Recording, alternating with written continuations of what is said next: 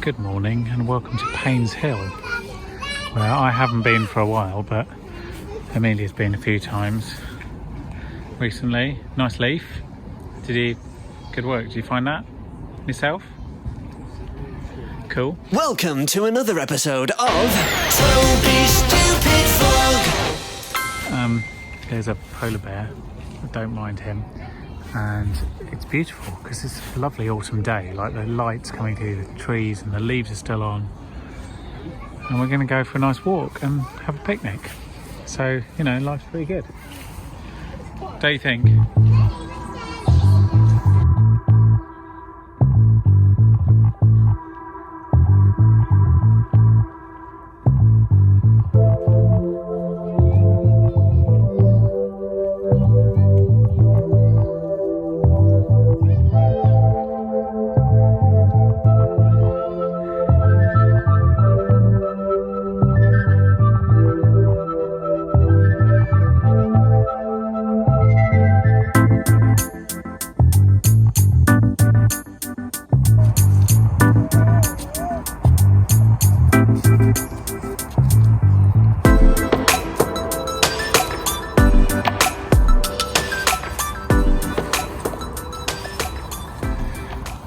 There's the Turkish tent you just saw behind us at the top of Painshill.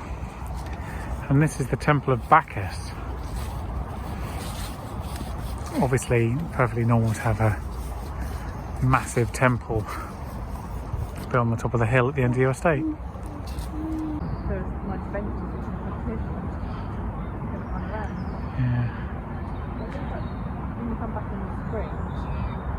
You can come up here and see it in all its spring glory. It's ever so nice. So that the Temple of Bacchus was only built in 2016, because the original one that was a couple of hundred years old fell or was pulled down in 1950 or thereabouts. So probably fell into ruin, and then somebody accidentally knocked it down.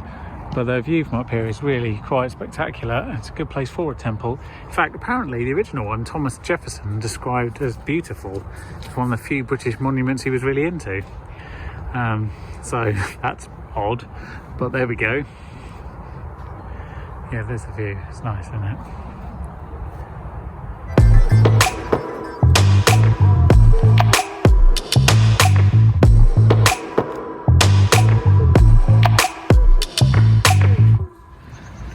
Hello and happy Monday. We're going for one of our lockdown walks through the cemetery, which is again very pretty at this time of year as well. The autumn with the mists and the leaves, it's lovely. And then I probably have a bit of work to do this afternoon, but I haven't gone asking for it, so I'm hoping that it comes quite late, because it's a very pleasant day. So myself and this one are going to have a bit of a walk. You're a bit snotty, aren't you, today? And you didn't sleep great, and that's why you're looking so perturbed. But we'll see if we can put it right with some fresh air and some sunshine. So if you'll forgive the sound accompaniment coming from somebody and their car keys, I really would like to talk about the American election. It's taken me a full week pretty much to gather my thoughts, and before we get to this election, I do vividly remember the election of 2000 and the ridiculous, borderline criminal behaviour of the Supreme Court in handing the election to Bush, but also the gross negligence of the people counting the vote in Florida that allowed them that steal. That was a genuine steal. There was 537 votes in it in the end, and they hadn't finished recounting. But anyway, I remember that vividly. I remember 2004 being completely indifferent because, you know, Kerry didn't really stand a chance. And I remember the absolute elation of 2008, practically skipping down the towpath with joy. And 2012 equally, although it was slightly more relief as well as elation. And I remember 2016 vividly, as one of the most horrible years politically, with both, first of all, the EU referendum vote and then the American election vote, both which were influenced heavily by the Russian state, and yet nobody did anything about it, and that leaves me feeling quite irate. But moving on to this year, 2020, I remember being very confident in the result all the way up to about 2 days before, as is often the case. And then Monday night, I don't think I slept properly at all. I had cold sweats and what have you, and I woke up to see there being no projection and Florida having gone Republican, and I was left with that same feeling of dread that I'd had previously, and it was horrible. And then, despite having quite a lot of work on Tuesday, I spent a lot of the day going through all of the analysis of the uncounted votes, the thought process behind which counties they're in and the likelihood of each state to declare, and started feeling slightly more relief. And by Wednesday, certainly, I was quite confident of the result. But until it's called, there's always this feeling of like, I remember 2000, anything could happen. And then when it was finally called on Thursday, I was just overcome with relief. Like, so much emotional energy. It's really hard to process, and when you're already tired, it's quite something. And as of now, Arizona and Georgia still haven't been called, but I'm reasonably certain they'll both go Democrat, and North Carolina will go Republican, and therefore we'll be left with around 306 to 230, is it? Something like that. Very rough numbers, I don't know the exact electoral college votes per state. And that feels like a massive victory. It'll be at least a margin of at least 4.5 million votes, which is significant. Now, I mean, Hillary won by 3 million, but the electoral college is obviously not proportional in any sensible way. So, despite being the least popular candidate, Trump ended up winning. So, I'm left with relief, but I'm also left with this confusion, because Biden's speech made some very good points about needing to be the president of all the people, and he does. That is definitely true. And the idea that we can't be enemies all the time is also true. But I don't think that's quite the same as giving a carte blanche of understanding of why people voted Trump. Because don't get me wrong, right, there's lots of different reasons people voted for Trump. One, they straight up believe what he says, so they believe the lie. The American education system has let them down, and they want to believe it because it's easier than the truth. So that's a good reason to vote Trump. You buy the lie. Then there's all sorts of people who don't quite buy the lie, but can't bring themselves to vote Democrat because they're registered Republicans, or they just hate the idea of socialism so much because they don't know what it is. And then there's just but I hate the establishment and he's not the establishment, which I also don't think is true anymore, but there we go.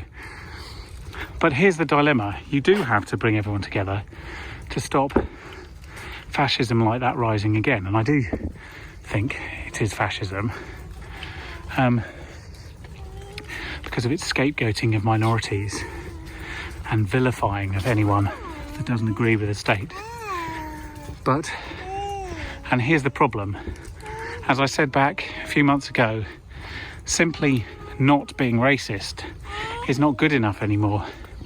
You have to be anti-racist. And there'll be lots of people who'll say, I'm not a racist, I voted for Trump.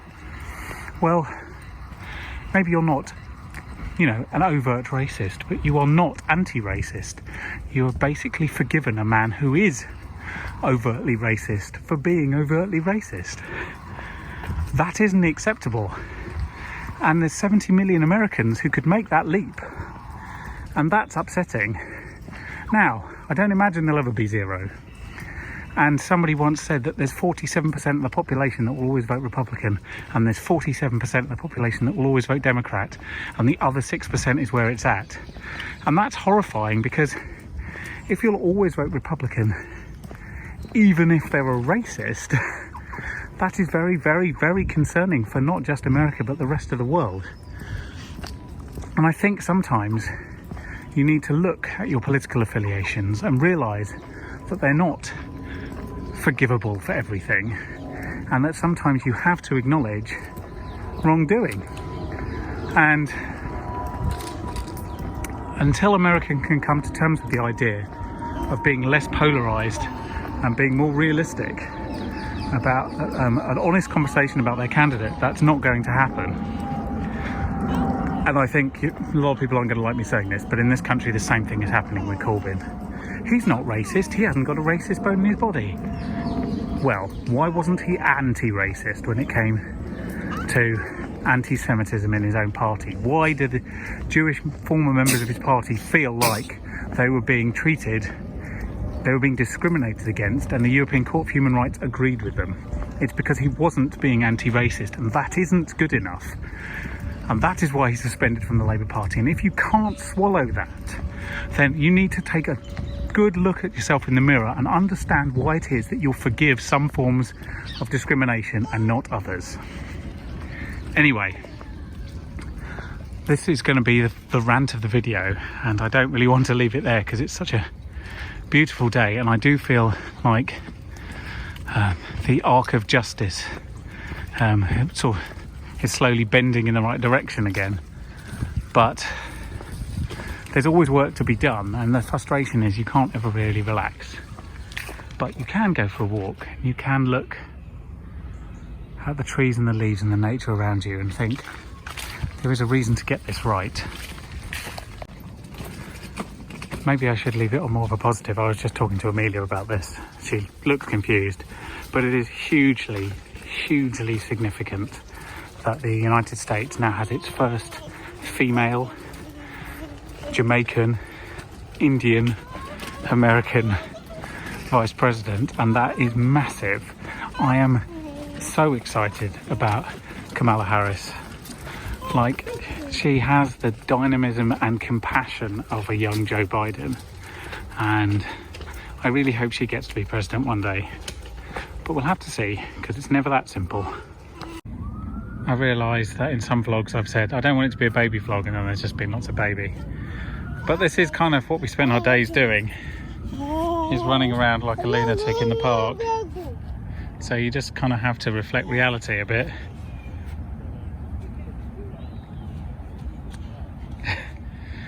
We've gone for a nice long walk, and we've been up to the top of Richmond Hill, past St Matthias Church, and we've come back down. And she was getting a bit restless, so I thought I'd take her out so she could see a dog, because that makes her happy, and run around.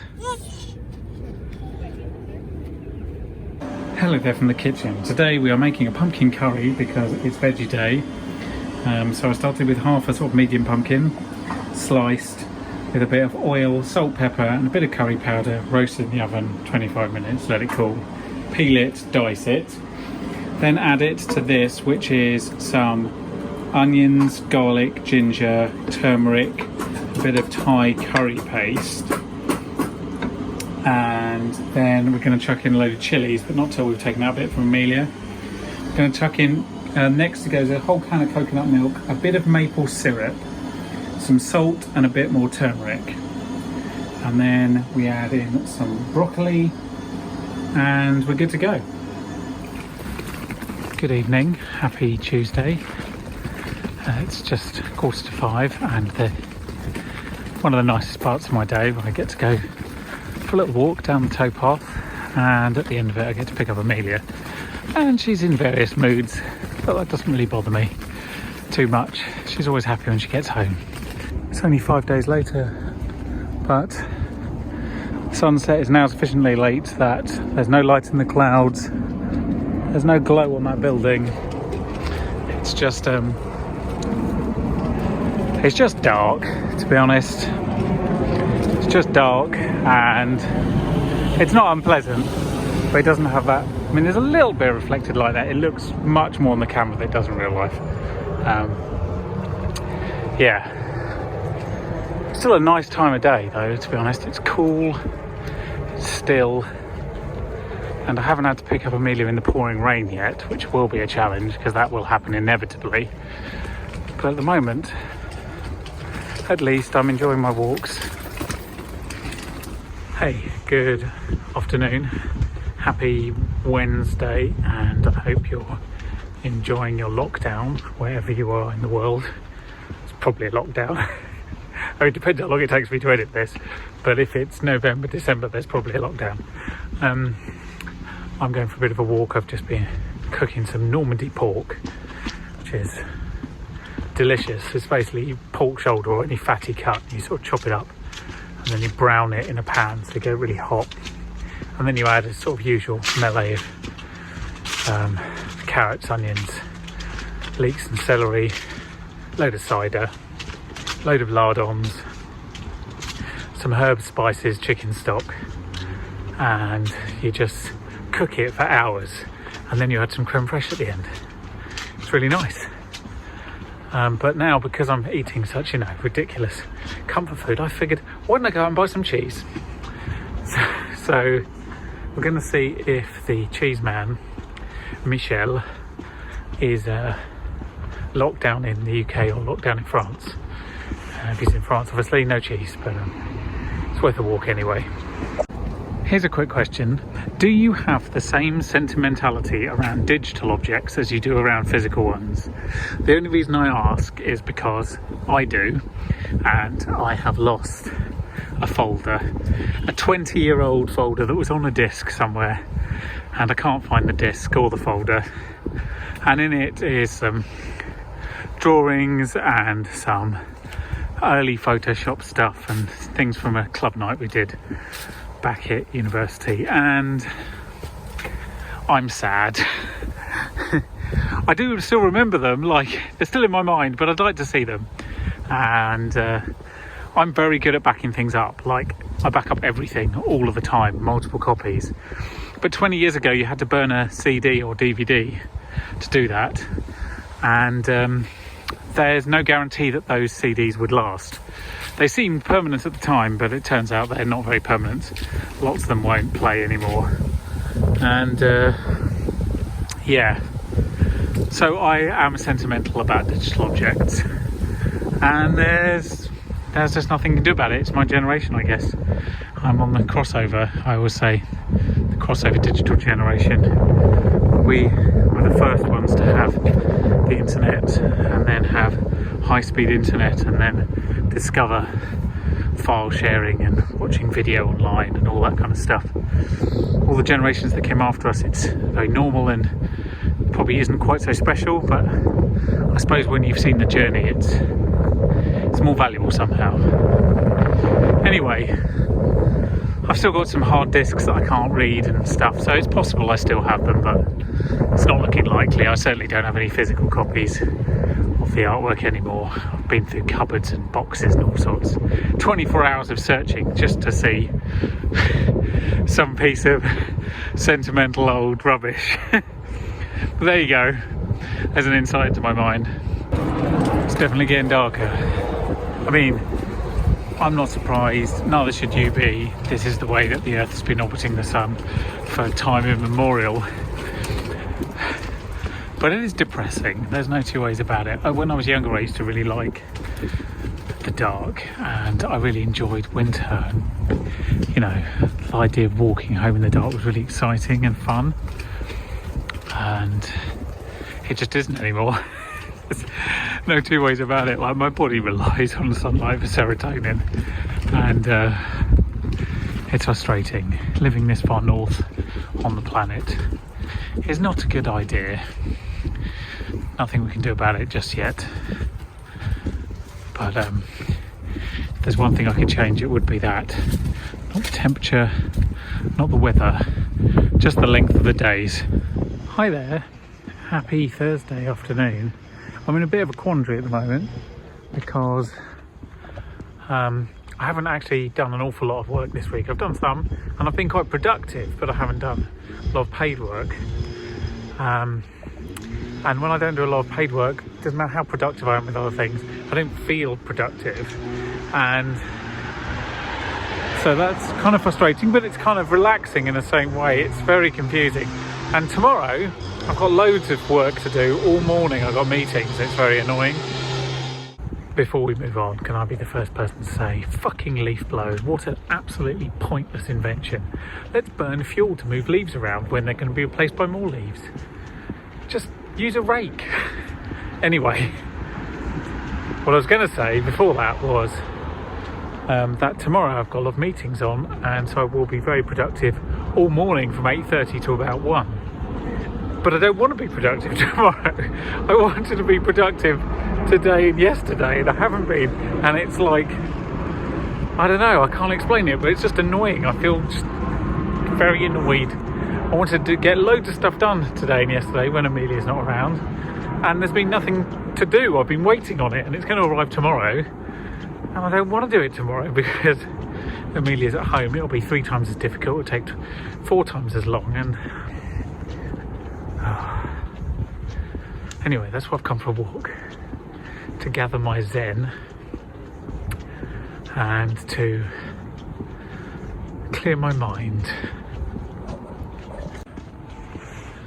So I've been thinking this for a while, probably since summer, but the nature of being sort of slightly stuck where you live, not just in your house but in your general area, because, you know, travelling around is a bit more of a hoo-ha when there's A, a lockdown, B, you have an infant, what have you. It has meant that we have walked every street, seen every tree, and seen the whole local area, and combine that with the fact that normally my default would be just going to queue, but you can't do that because you have to book in advance, which is a pain because you don't necessarily know that you want to go until you're sitting on the sofa.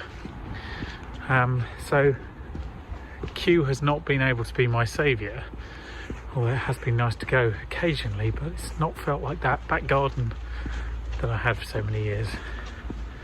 And so that has meant that my desire to move is sort of stronger than ever. I feel like I've wrung every last drop out of this area, and I'm very pleased with it, and it's been very good, but I've done it now, and after 11 years I think I'm ready to live somewhere else. And that's a weird feeling because it's obviously a huge upheaval moving house, but at the same time sometimes you just need a new challenge. I think that's what this is. It's Thursday at 5 to 5. I can't believe it's been 3 days already. On a Tuesday morning when we drop Amelia off at the nursery, I think to myself, 3 days, I can get so much done, so much time. And don't get me wrong, it would be if I used it well. But now it's Thursday evening, and what have I actually achieved? Not enough. There's always next week. That's what I keep telling myself. I've got a lot on next week, as it turns out, so I'm going to have to be very smart with my time. Less sort of around the house chores and things, and more, you know, proper paid work and that. So let's need to get a plan. That's what I need. Tomorrow is nice in the afternoon. I hope to take Amelia for a walk, but also I'm aware of how much I've got to do, so there's something that I have to compromise a bit.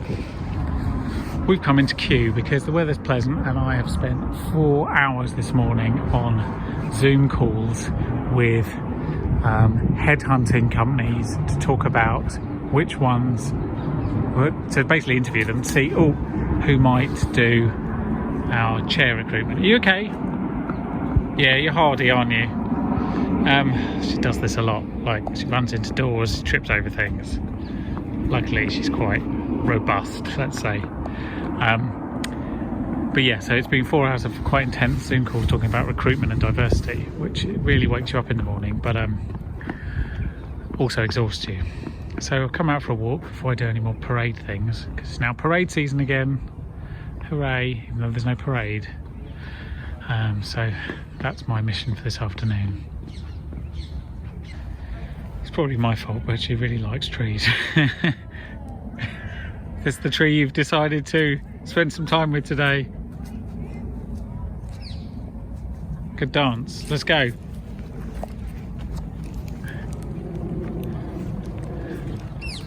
Just trying to get a bit of the last light.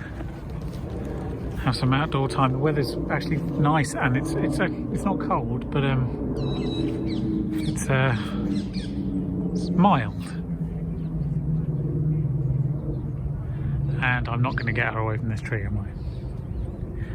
We're down the end by the pagoda and the Japanese gateway. You can see the colours.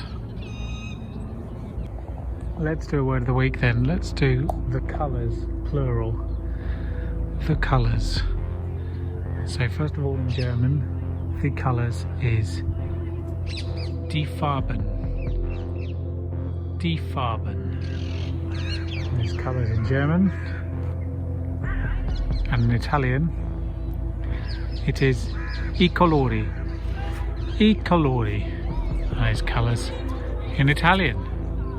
So there we go, that's colours in German and Italian, and that was this week's very simple word of the week. Good evening, it's Friday night, it's dark, obviously you can see that. Where do we start? Let's start with today. So Amelia had a very poor nap, and that has meant that this afternoon she's been quite tired, and although we had great time in queue, when we got back she was like all over the place.